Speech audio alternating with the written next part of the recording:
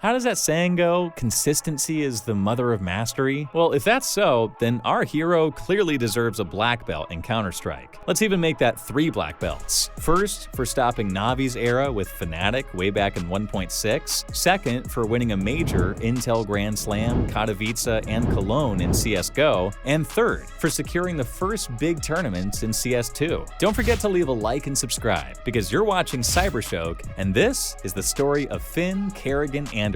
One thing we're really proud of here at CYBERSHOKE is the fact that many actual pro players consistently train on our servers. It's not even surprising anymore when you connect to a random CYBERSHOKE DM and see names like mouZ or Zintaris there. Well, we're glad to be of service, of course. We have 17 different game modes for both training and just having fun, and the experience gets even better with the premium subscription that allows you to earn skins from missions, get random drops, and participate in cool events like the Pick'em Challenge. We'll put a link in the description. Oh, and be sure to follow us on X and join our Discord. We post all the important news and announcements there. Hey guys, making such long videos is not the easiest task in the world, and honestly, we're just testing it out here. Please let us know in the comments whether you enjoy watching something like this from time to time. And with that said, let's move on to today's topic. We don't know much about Karrigan's childhood. Finn was born in Denmark in April 1990 to a Danish father and German mother. Remember this little detail for later. But in 2001, Finn played CS for the first time and made it to the local semi-pro scene in 4 years. This was the classic time of fat monitors and mouses with that little ball that always got stuck at the worst moment possible. In 2007, 16-year-old Karrigan joined his first professional team, IGL Gaming. Although Finn was the youngest player on the roster, his teammates insisted that he become a captain. Maybe he already had a talent for it, or more likely, just none of the other guys wanted to be the IGL. Anyways, IGL Gaming was a pretty mediocre team, to be honest, even on the local Danish scene. But one time they earned almost $4,000. On that LAN, the guys faced the legendary Zonic and Avi in the final game,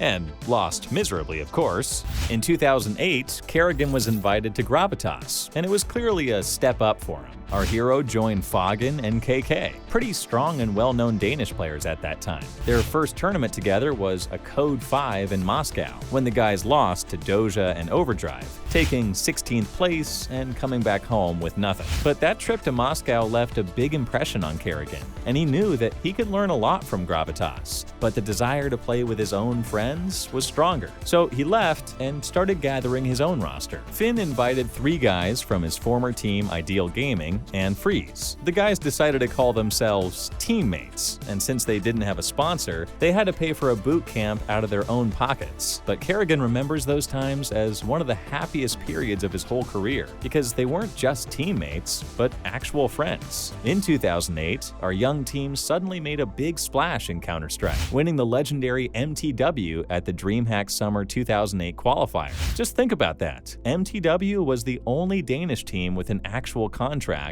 and hadn't lost a single game on the local scene for half a year now. And then they get beaten by some students in the qualifier for an important event. MTW was such a strong team that DreamHack, despite them losing that game, still invited the Danes directly to the tournament. Thanks to that win, Karrigan's team managed to get a sponsor. On that DreamHack, the guys easily passed the group stage, but got outclassed by the Poland Golden 5, causing that sponsor to quickly leave. Coming back from that DreamHack, the team continued to train, but failed to repeat their former success. Finn remembers that the climate within the team was amazing, but the results were bad, and they had a really hard time finding a 5th player. So in November 2009, when Karrigan got invited to Spirit of Amiga, the team of a very strong captain Karrigan, our hero said sorry to his friends and accepted the offer. In 2010, the guys played on quite a few international LANs and even took first place on one of them. Moreover, Spirit of Amiga beat the legendary MTW 3 times. Finn remembers that those guys had a lot of money, so after they lost to SOA for the 3rd time, MTW just came and bought Karrigan out. End of story. Karrigan knew that they wouldn't be able to play on the same level without Karrigan, and started to consider other offers. Deep down, he was very upset about the fact that they became the best Danish team, and the only thing that stopped them was that some rich org stole their key player. In November 2010, Karrigan signed a contract with a German org, mousesports. Finn had zero issues communicating with the guys since his mom was German, and actually he knew it even better than English. In the first tournament, the guys showed some terrible CS and finished in last place with 0 wins, 1 draw, and 4 losses. Karrigan's rating was a measly 0.83, so the team went on a 3-month break that didn't seem to help.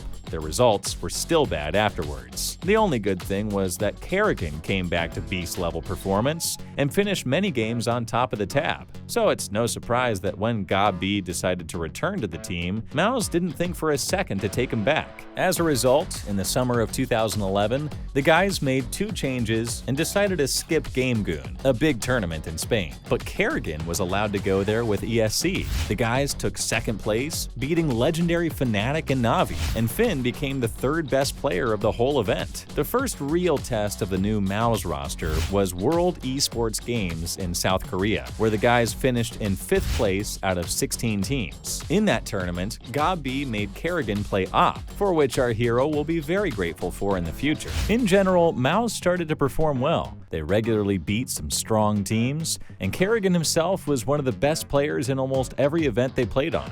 What's more, at the end of the year, our hero became an MVP at ESWC 2011, one of the most prestigious LANs of the season. Although MOUZ only took 3rd place there, Karrigan was still named the best. Also, HLTV put Finn in 8th place in their yearly top 20. They noted that Karrigan finished the year with a 1.19 LAN rating. Today, you can compare that to m0NESY, Simple, Shiro, or Xantares. Although MOUZ got good results, they still needed to replace somebody. One of their players, Ninja, lost his passion for CS and couldn't keep up with the new level that the team had reached. It was Zonic who got an invite to take his place. He assured the team that communicating wouldn't be a problem, since he, like every Dane, took a German class in school. Signing Zonic, MOUZ went on a New Year's break. At the beginning of 2011, there were only 2 big IEM tournaments where you could earn some decent prize money, so many teams trained hard for them. And even though we'd be happy to say that MOUZ did well on at least one of these LANs, they didn't. They didn't even make it past the group stages. One of the main reasons for such results might be the good old communication problems. Unfortunately, Zonic's German turned out to be not so good,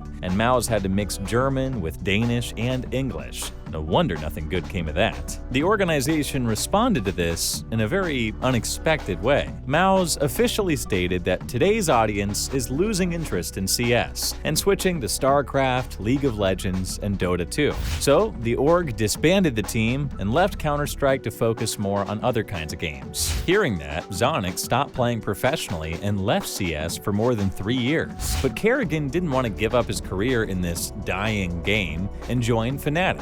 For Finn, that transition was a very good thing, because MOUZ wasn't winning tournaments, but they also didn't let him go to MTW. Here's what he said: "I spent almost a year and a half in MOUZ, and fnatic was the only team we couldn't beat. So when I became free of my contract, I knew I wanted to play here." Karrigan had very big hopes for fnatic. He said that while his previous team tried to play using hardcore tactics and always stuck to the plan, the Swedes had a completely different approach to the game. fnatic relied mostly on the amazing skill of each individual player, and Finn couldn't wait to be a part of such a structure. He said once, "I think MOUZ was the best team in terms of tactics, and so what? We still made a lot of stupid mistakes." In April 2011, fnatic went to the first tournament together, the Copenhagen Games. It was a special one for Karrigan since the event was held in Denmark. There they easily passed the group stage, won against the Polish Golden Five, and met Na'Vi in the grand finals with a 1-map advantage, thanks to coming from the upper bracket.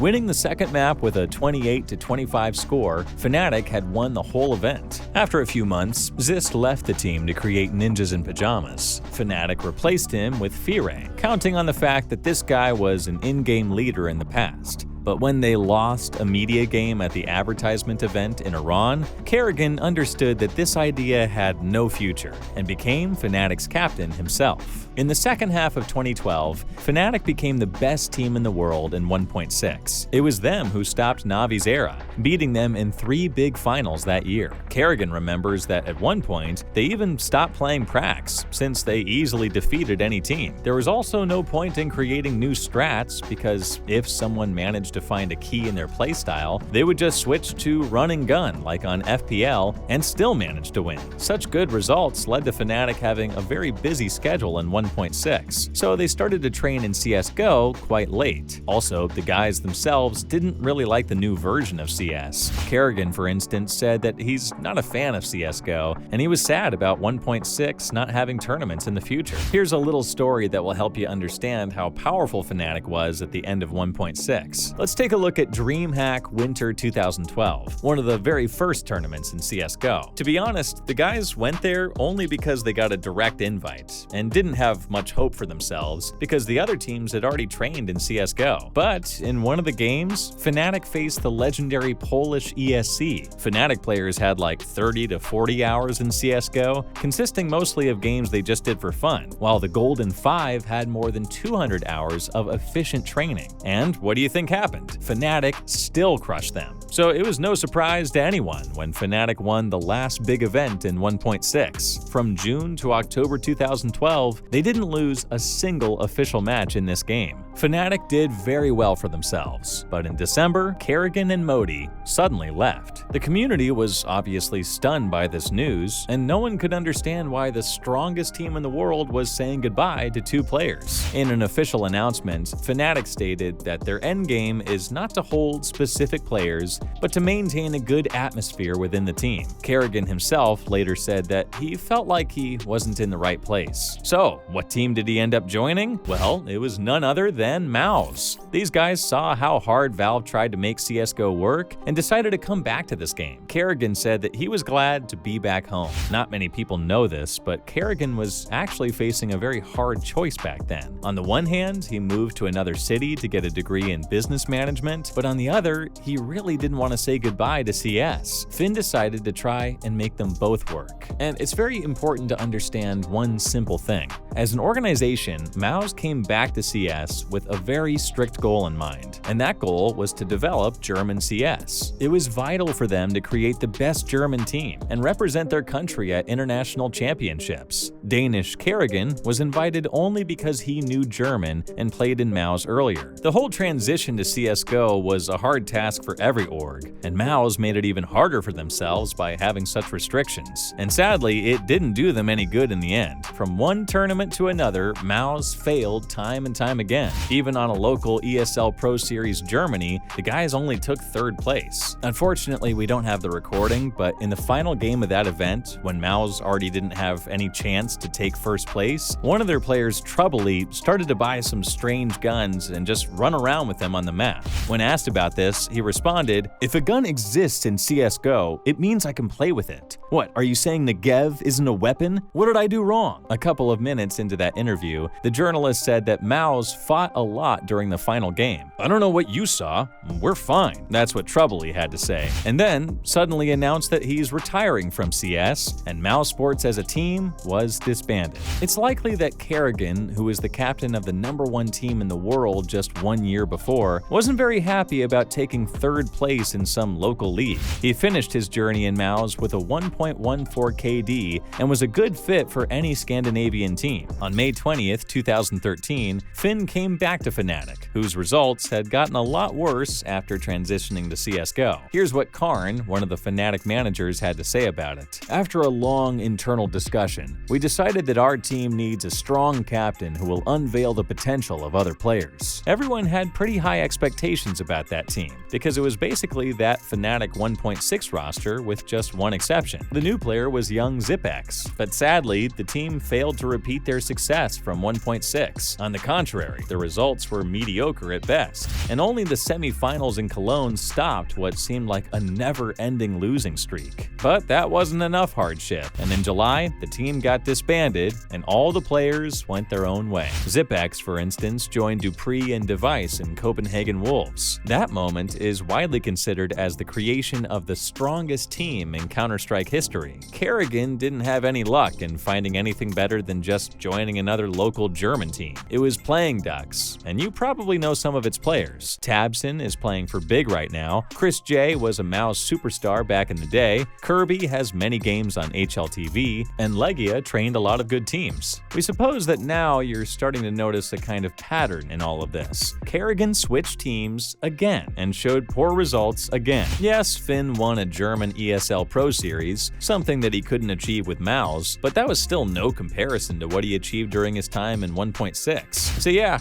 after 2 months, Karrigan left Playing Ducks. Many people started to think that he just needed to stay on a team where he'd be able to train for a long enough period of time. Maybe, but not this time around. Finn's new team was N-Faculty. With them, he played on the first ever CSGO Major, won a small LAN in Copenhagen, and left at the end of 2013. It's hard to believe, but right after that, in February of the next year, Finn joined a new team called Reason Gaming, played on the second CSGO Major, won a small LAN tournament, then left in just 2.5 months. At that moment, Karrigan's reputation on the international pro scene started to go down a little bit. You see, it had been more than 18 months now since CSGO got released, and Finn still didn't make it onto a single grand final on big events. Instead, he was switching teams every couple of months and was losing his good stats. For instance, in 2013, Karrigan had a rating of 0.98, which is still an acceptable number for a captain, but that was nothing compared to what he delivered just the year before. Deciding not to accept the very first offer after Reason Gaming, Finn joined the Danish mix called Leftovers. The guys literally chose this name because none of them could find a spot on any good team. So they agreed to not train at all so they could spend all summer chilling and doing personal business, but also while playing some online qualifiers or visiting some local LANs. But these plans were stopped by the org called Copenhagen Wolves, which came in and offered them to sign a full-time contract. Then Pimp made a public statement. Starting today, we, Leftovers, are making the first step towards becoming the best in the world. Now that we have become a part of one of the best and most prestigious orgs in esports, we have nothing else to do besides playing CSGO. Well, that all sounded very impressive, but as always, the same old story happened again. Copenhagen Wolves qualified to a major where Karrigan failed to reach the playoffs for the third time in a row and showed some pretty bad results overall. In 4 months, the Wolves signed Karrigan and Kirby in order to improve their firepower. But Karrigan decided already that he'd had enough, and so he left. It turns out that Finn was actually invited to another team, and you won't believe who it was, MOUZ. By October 2014, Karrigan joined this org for the third time in 4 years. And we know that you're probably tired of hearing this by now, but after a few months of not achieving anything, Finn left the team again. This time they weren't even able to qualify for the major, losing in the quarterfinals to the German team PlanetKey. The reason for Karrigan's departure from MOUZ this time was pretty simple.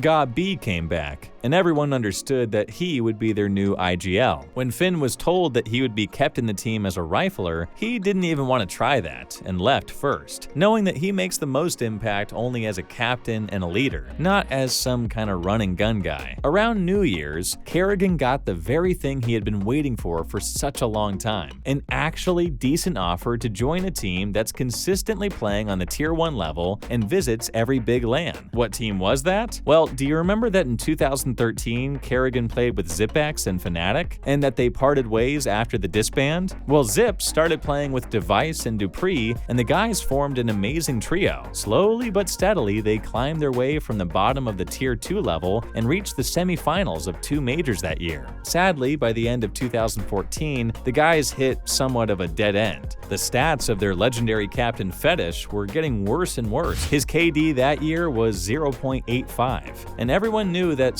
something needed to be changed. So Fetish was benched, and the team started looking around for a new IGL. By now, CSGO had been around for more than 2 years, and no one could really tell exactly why Karrigan had been switching from team to team for so long and not winning any decent tournaments the whole time. Some people even said that Finn just couldn't adapt to the new game and was stuck playing in a 1.6 style, while others kept the faith in him, remembering just how great fnatic was under his leadership. So in December 2014, when Team Dignitas announced the signing of Karrigan, one thing instantly became clear. Now he can't have any excuses. If he doesn't succeed with these players, then maybe he really is just not that good. After a couple of months, the players' contracts with Dignitas expired, and they moved to a richer org, TSM. The guys took 3rd place on their first LAN together and showed great results in every important tournament. In just 4 months, TSM reached a level so high that they could easily be called the best team in the world. In spring and summer, the guys won 3 big tournaments in a row and even started to build an era for themselves. But they didn't get any further than the semifinals on the 2 remaining majors that year, and so in October, when HLTV published their first edition of team rankings, TSM were placed 2nd in the whole world after fnatic. Also that month, Karrigan finally got his master's degree in economics and business audit. Later, he'll admit that he changed teams so many times and didn't really succeed with any of them because his education demanded a lot of time from him, so much so that just a week before receiving an offer from Dignitas, he seriously considered quitting CS so that he could spend more time studying. After a while, the players had a conflict with TSM about their manager, and the guys started to pay the manager's salary out of their own pockets. At the end of 2015, the Danes decided to create their own brand, where each player would be a co-owner. That's how Astralis was created. 2016 rolls around, and their results just get worse. In May, the guys only took 8th place in the ESL Pro League, and Karrigan said, "I've been playing in this team for a while now, and now we're losing to the opponents that we would easily crush in Dignitas. We're officially in a slump." In October 2016, Finn got benched because of bad results. The main reason given was his stats, which indeed were worse in comparison to 2015, but Karrigan thinks that it wasn't the main reason why he got kicked. Let's dig into that. Leaving Astralis, Finn immediately joined FaZe Clan. It's very important to understand that back then, FaZe wasn't some superstar team like it is today, but rather a roster of rejects, kind of like Leftovers was. It was a place where all the players who couldn't find a decent team could call home. Before Karrigan came, Thorin even called FaZe a cemetery for dying players. At that time, the team was in a desperate need of a good leader who could get everything under control and build some kind of a system. Previously, that had been Robin's job, but since Valve restricted the communication between the coach and players, he couldn't do it all himself anymore. Finn's bad stats weren't a big problem for FaZe, because they had a lot of individually strong players that could easily compensate for that. From Karrigan, all they needed was good leadership. Our hero remembers that he had a lot of doubts about his future back then. In 1.6, he was a superstar with a lot of MVP medals, but who was he now? He asked himself, am I ready to say goodbye to all of this and admit that my best years are just in the past? In the end, he accepted this new reality and didn't prioritize his personal stats anymore. Karrigan's only concern now was how good his team played. In an official announcement from Astralis, Finn's position was presented in a very positive but fake way. Like, we had some amazing times, thank you for everything, we wish you the best, blah blah blah blah. But in talks with journalists, Karrigan reveals what truly happened there. In FaZe, I can breathe freely, while in Astralis, something always pressured me. Although we had the potential to be the best in the world, I felt no trust in myself. I asked them to give me another chance for just a few tournaments. Maybe, just maybe my playstyle will work and we'll come back to the previous level, but they said no. I responded, if you don't even want to try my approach, then you should start looking for a new captain.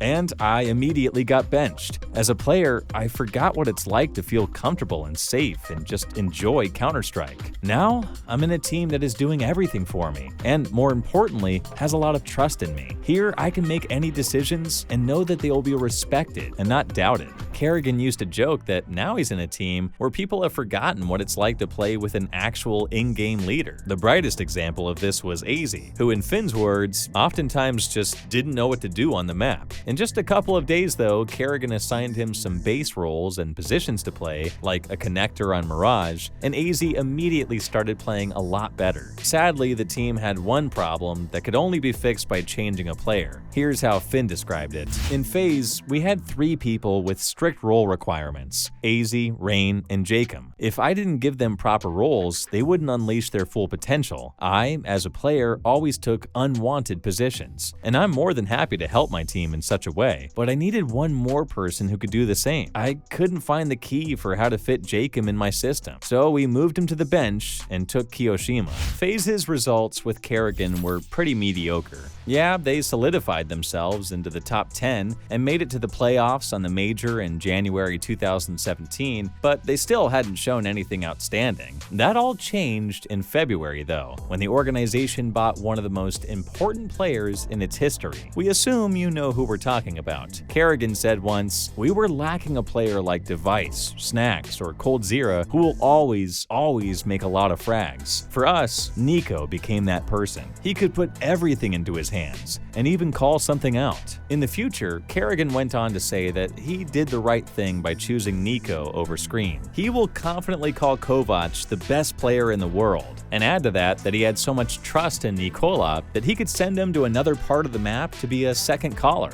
Signing NiKo really helped FaZe improve their results. The guys finished second in Katowice and Sydney, won the Star Series in Kyiv, and gave a good fight to Brazils in the Cologne semifinals. They had pretty high hopes for the major in Krakow, and the players even dreamed about winning the whole event. But instead, the org suffered from one of the biggest failures in its history. FaZe didn't win a single game in the group stage and left the major in 16th place, getting eliminated by Flipside on Mirage. Electronic on the high ground himself. Last man standing, the bomb is down again, the 1 versus 1. It's Karrigan, the in-game leader, the talisman for FaZe Clan. He can't do it. Flipside, hello, have finally done it. 16-10. They've taken it over the line. They had so many rounds to do it, and eventually they did. And amazing stuff as well for the young blood, for Electronic, the up-and-comer, to put the final nail in the coffin that they put FaZe into and then buried. That was... Karrigan said that by this time, FaZe had hit a dead end in their training process and couldn't find a way out of it. He thinks that the failure in Krakow was just an extension of that, so everyone agreed that changes were inevitable. Soon enough, the guys said goodbye to Alu and Kyo and signed Olafmeister and Guardian. The new players joined in August 2017, and by October, they were already the #1 team in HLTV rankings. This was the moment when FaZe completely got rid of the reject team status and became a powerhouse full of superstars. Okay, Karrigan thought, we'll do our best to prepare for the next major. In January 2018, FaZe was a top 3 team in the world and had a great chance of winning the E-League major. You probably know what happened there. The guys reached the grand final and lost to Cloud9, who had the best tournament in the history of North American CSGO. After that failure, their results became worse and worse. Moreover, Olaf got sick and had to go inactive for some time. Karrigan remembers that FaZe picked very different players to stand in for the Swede, and it was hard for them to fit into the team's structure. Finn used to say, "I can't make the team strong enough, not knowing who I'm going to be playing with at the next tournament." In general, that year was pretty bleak, and in December, Karrigan found himself on the bench. But that time was a pretty dark period for Karrigan. He noticed that the team wasn't really listening to him anymore. And so he said, "Either you believe in me, or let me just be a support player." And what do you think happened? NiKo quickly stepped forward and became an IGL. And Karrigan suddenly became just a support player with a bad rating. So it was no surprise for anyone that he got kicked. Oh, and at the beginning of 2019, Finn played on a minor with Envy, but we won't talk about that in detail because he had zero plans on staying there. At that time, good old MOUZ was also going through a pretty lousy time. They had to bench 3 players now, and frankly didn't know what to do next. Then, Karrigan showed up just in the nick of time. On March 14th, Finn signed a contract with MOUZ again, and the org greeted him by saying, "Welcome, Karrigan. He will not just be our captain, but also our visionary." If you think about it, MOUZ was the first roster in Karrigan's career that was gathered specifically for him. Earlier, he joined Dignitas, an already formed team that had a specific need for a captain, and FaZe, who were, in Karrigan's words, a bunch of superstars that no one wanted to play with. But with MOUZ, the story is completely different. The org gave Karrigan a blank slate and had full trust in him. Finn remembers that the hardest aspect of working with young players was to instill in them the right playstyle. Ropes, Frozen, and Woxic were completely different players to each other. For instance, Robin preferred to take over one position and hold it at all costs, while Oscar couldn't wait to push enemies. As a leader and mentor, Karrigan needed to integrate these players in his system in a way that would unleash their potential to the fullest, while also remembering that their gut instinct might be wrong and that they had to be listening to Finn too. MOUZ made it to the HLTV top 10 in just 3 short months, but come autumn, they faced the first big obstacle. Without any obvious reason, the guys failed at 2 events in a row, which made the young players start to worry. Karrigan needed to get this situation under control, so he gathered everyone at a boot camp and hired a sports psychiatrist to help them. There, the guys started doing simple things to improve their chemistry with each other, like having dinner together. They also mixed in-game roles for a bit and changed Frozen to be a lurker. Fortunately, this effort paid off. By the winter of 2019, MOUZ had been stable in the HLTV top 3. They won almost $700,000 from 4 tournaments in less than a month, and their hopes for the next season were obviously high. In February 2020, the guys took first place on Ice Challenge, then finished second at ESL Pro League. But as soon as esports switched to being online, MOUZ's results became worse. Moreover, Woxic decided to leave for that Cloud9 super team that we've covered on a previous video of ours. Karrigan was trying very hard to fix the situation, but the fire in his eyes was slowly dying. For instance, in the fall, he said that their main goal would not be taking some high ranking at a tournament, but to fix their internal issues. In that period, there were only 2 good things that happened. Firstly, Finn proposed to his girlfriend, and she said yes. And secondly, Thorin pointed out the fact that Karrigan plays very well against his old teams. A British analyst had counted that in the last 3 years, Finn had won 75% of the games against his old teams in the semifinals and grand finals of big tournaments. In Karrigan's words, MOUZ started to suffer a lot at the very beginning of the lockdown. They had to bench Woxic and fire their coach Regin, and all of his responsibilities had been transferred to be Finn's now. He couldn't bear such a workload and stay effective. With all his love for MOUZ, Karrigan was sad about the fact that he wasn't able to point at any player he wanted for the org to buy them out. For instance, Rain himself wanted to join MOUZ to play alongside our hero, but FaZe asked too much for his buyout. It was a matter of money, not trust, and MOUZ, understanding the situation perfectly, tried to not sign a lot of experienced players, but instead find and then nurture younger prospects. Looking at MOUZ NXT now, the guys clearly succeeded, but Karrigan felt that by now, he was just more interested in working with a team of experienced players, rather than starting over with a team of young players who he would have to help develop and teach the ropes, so he didn't extend his contract with MOUZ. But Finn made this decision with a heavy heart, because everyone in the team and organization had complete trust in him, and he knew the cost of leaving better than anyone. But Karrigan also knew that if he stayed and the team didn't succeed, then he would have no choice but to sign a young player and teach him a bunch of basic things. Our hero simply didn't have time for it anymore. In February 2021, Karrigan joined FaZe by an invitation from the org. FaZe promised him that he could build a team around the team. We're talking about psychologists, performance coaches, an analyst team, all the bells and whistles. Finn liked the idea a lot. Moreover, his fiance was studying to become a sports psychologist, which helped Karrigan develop a new and improved plan to enhance his stats within a year. Talking about the team's plans, the Dane said that he doesn't really care about the next few events. FaZe were focused on one thing, the major in November. All the lands before that would just be a step in the training process. In summer, the team lost Cold Zera because they couldn't agree on how things should go on the server, and FaZe had to bring Olaf back from the bench. With their training process now disrupted, the results, which weren't great great earlier became even worse. So FaZe came to that major as the 11th best team in the world and couldn't even make it to the playoffs. In the winter transfer window, the organization signed Ropes, Karrigan's favorite player in the world at that moment. Robin's contract was due at the beginning of 2022, and the Estonian beast had gotten a ton of offers from top teams. And though FaZe's latest results weren't that great, Ropes still picked them. It turns out that this whole time, Karrigan knew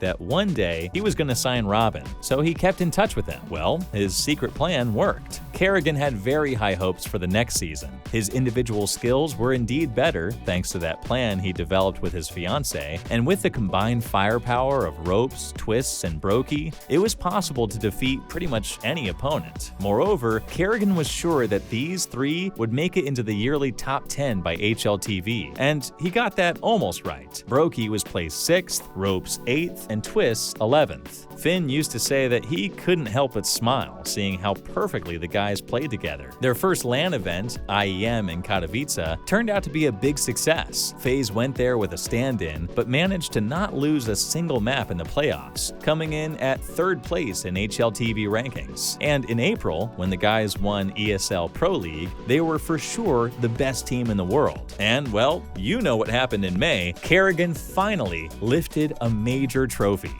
And Rain, he's not done. He gets his 30, and FaZe 2 frags away. One more. They have done it.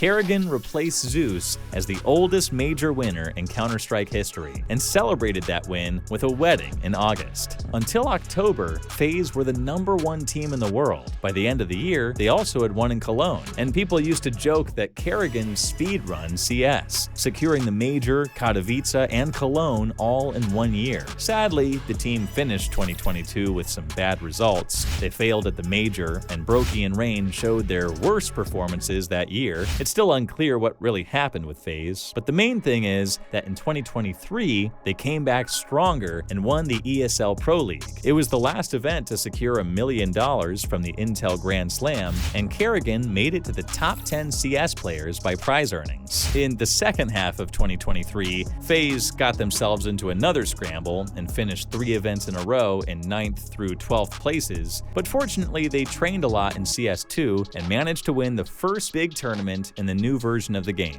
And Grim alone as FaZe Clan. I've heard him. It's done. It's certainly done.